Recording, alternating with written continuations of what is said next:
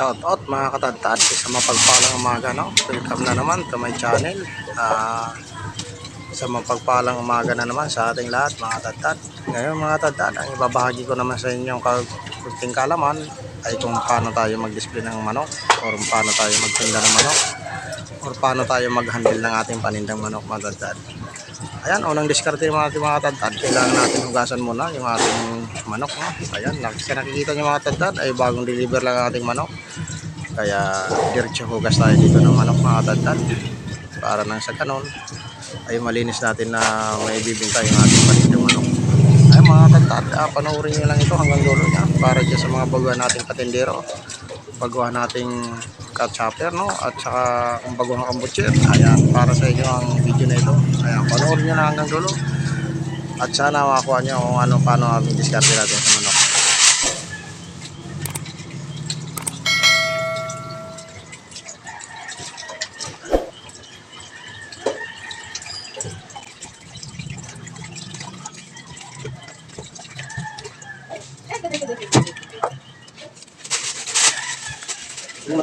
Marami naman yung product.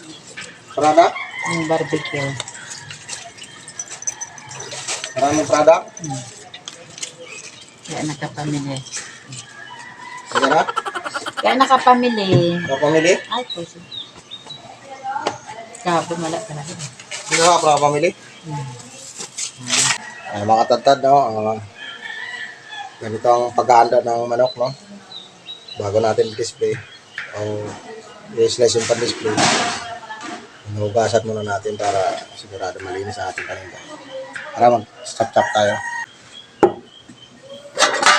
Tutol pala yung natin. Ang tagmil pala kaya.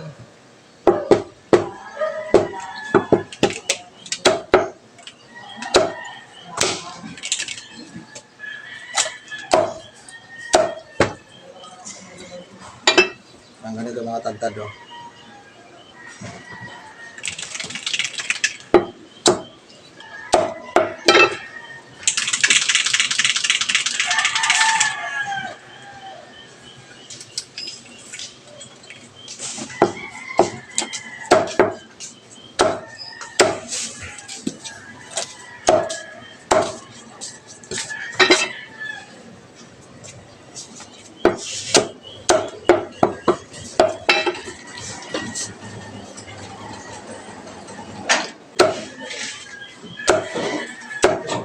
Ay.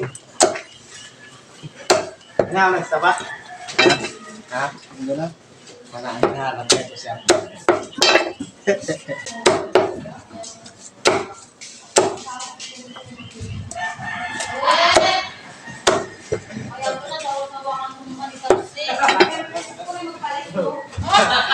Alam mo na gusto sa pa.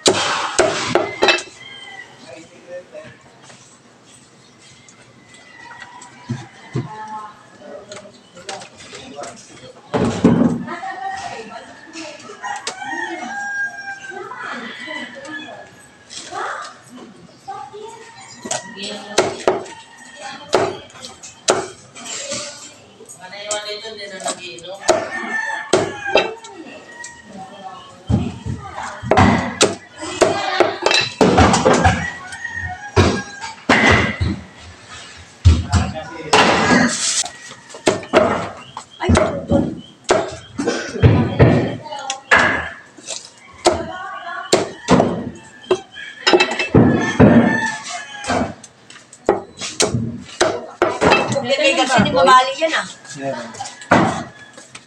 Nakuha mo doon? Saan ko yun? Ilan? Ay, ko kumag... Magkano yan? 70? Ay, ko kumag... Kabalsin nyo pa.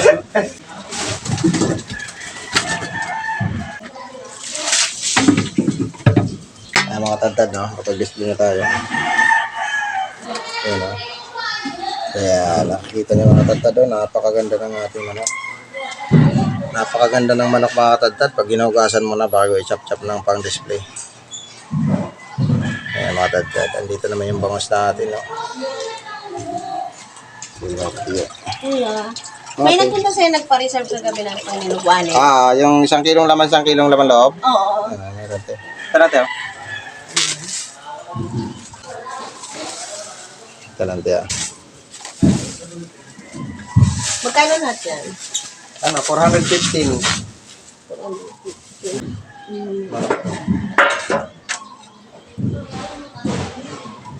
May...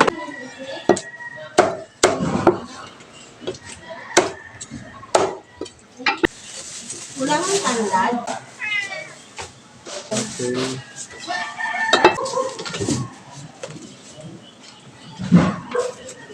Kailangan ba na magwakas? Ayun mga katad, no? Kapag-display na rin tayo dito. Display na natin ang ribs lang. Dito na lang paninda natin baboy. Yun, malit lang ang bawi natin ngayon sa araw nito. Yun. Kaya natin ito ang pantawin natin. Ayan mga katad, no? Dito na lang muna yung ating titinda na naman tayo mga katad. Ano masasabi nyo? Alas 9 na yun eh. Ano masasabi nyo?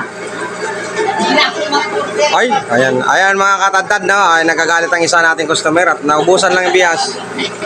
Bias lang ang dahilan niya kung bakit nagagalit sa atin mga katadtad, no? Ayan, wala tayong mahamon. Asawa niya. Nalambog pa naman ngayon. Ayan, yung kulot, oh. Yan, sol-sol yan eh, nakulot. Ayun nga mga katadtad, no? Pagkalipas na naman ng mga ilang oras na pagtitinda natin, no? Oras ngayon ay sa alas 10. Ayan ang paninda natin, no? Ayan. Ayan ang ating TikToker na TikToker ng Franco. Ayan. Shout out sa'yo. Puno na yung tubig mo. Sadya ko talaga pinapakagod siya na parang pinapirami yung masa. Okay. Ayan. Ang laga-laga na sa boss. Ayaw mga tatad, hanggang dito na lang muna ang ating Ayaw mga tatad, no? Kung baguhan ka palang butcher or baguhan ka lang bilang isang tindero, no? Pag nakita mo yung video na ito, huwag mo nang kalimutan mag-subscribe para update ka pa sa mga susunod pa nating video. At marami pa tayong ibabahagi tungkol sa pag-diskarte sa pagtitinda ng baboy mga tatad. Ay mga tatad, hanggang dito na muna, no? At salamat sa inyong panonood dyan, sa mga salim viewers natin dyan. Salamat.